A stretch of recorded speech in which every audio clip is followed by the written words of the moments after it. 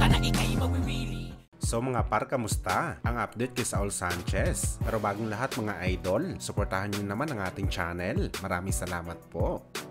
So halos 3 linggo na lang nga po mangyayari na ang salpukan ng dalawang super bantamweight contender sa pagitan ni General Casimero kalaban ng matigas na fighter na si Saul Sanchez. Kung saan mga idol, tila wala talaga inaaksaya na panahon ng American fighter sa kanyang ensayo. Talagang ginagawa nito ang lahat mga idol ng paraan para maging handa lang ito sa laban sa angas ng Pinas. Bukod kasi mga idol sa roadwork training nito, kung saan matatarik na bundok ang inaakyat ni Sanchez, nagpapapyaw din si Saul mga idol sa kanyang sparring. Sa imahe kasi na binahagi nito sa social media, malaking fighter ang kinakalaban ni Saul sa sparring. Malamang pinaghahandaan talaga nito mga idol ang lakas na itatapon ni Casimero sa kanilang laban sa October. Sinasanay talaga nito mga idol ang kanyang sarili na mabugbog sa malalakas na tao para pagdating nito sa laban kay Casimero, maning-manin na lang ang lakas ng Pinoy. Tayong imahe lang talagang pinapakita ni Sanchez dito mga idol sa kanyang sparring. Maski siya mga idol, nag-iingat din na magpalabas ng kanyang sparring footage. Baka kasi masilip ng Team Casimero ang kanyang galawan na ipapakita sa aktwal nila na bakbakan. Pero gayon pa man mga idol,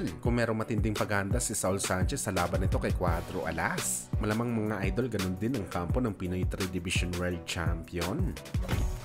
Samantala sa matunog nga po na bakbakan ng ating pambansang kamao Manny Pacquiao kalaban sa Ryan Garcia na posible gaganapin sa Saudi o di kaya sa China. Maraming mga boxing fans mga idol ang na-excite sa bakbakan ng bagitong fighter at Pinoy legend dahil siguradong bugbugan daw mga idol ang makikita natin sa bakbakan ng dalawang fighter, kahit sabihin pa natin na 3 rounds lamang ang kanilang exhibition fight. At ang nakakatawa at pinagtataka natin mga boss, bakit hanggang sa ngayon marami pa rin mga fans ang gusto manood sa laban ni Pacman sa exhibition fight, samantala kung tingnan naman natin mga idol ang reaksyon ng mga fans at experts sa exhibition fight ng karibal ni Pacman na si Mayweather Jr. Halos nagmamakaawa na ang lahat mga idol na wag na ipagpatuloy ni Mayweather ang kanyang exhibition fight dahil sobrang boring talaga.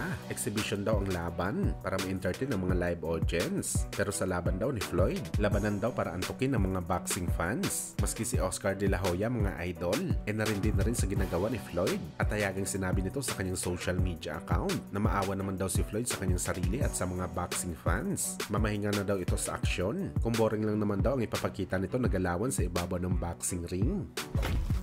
Sa kabilang banda naman mga idol, IBF at WBO Super Bantamweight #1 contender na si Sam Goodman todo ensayo para sa laban nito kay Naoya Inoue na posibleng ganapin sa December. Nagpapasuntok lang naman kasi mga idol si Goodman sa kanyang bodega. Malamang paghahanda niya ito sa matinding body shot na ipapakain sa kanya ng Japanese Monster.